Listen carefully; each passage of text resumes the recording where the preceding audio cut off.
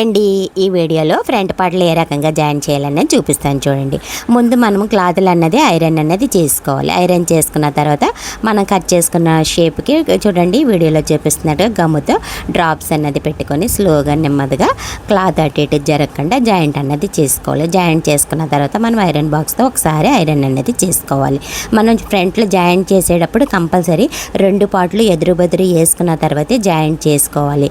Joint అనేది మనకు confirm అయిన తర్వాత అంటే సరిగ్గా జాయిన్ చేసామా లేదా అన్నది చూసుకున్న తర్వాతనే కటింగ్ అన్నది చేసుకోవాలి. మనం ముందుగా కట్ చేసామంటే ఒక్కొక్కసారి రెండు పార్ట్లు ఒకేసారి అతికేసామంటే కుట్టేటప్పుడు మనం చాలా ఇబ్బంది పడతాము.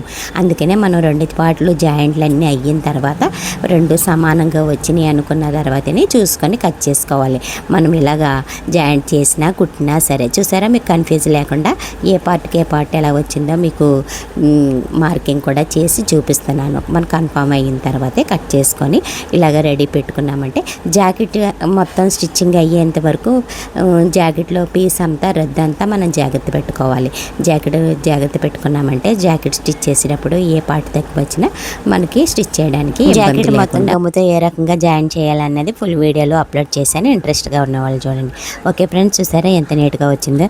ఈ రకంగా మనం జాయిన్ చేసుకున్నామంటే రోజుకి 10 జాకెట్లు ఈజీగా స్టిచ్ చేయవచ్చు.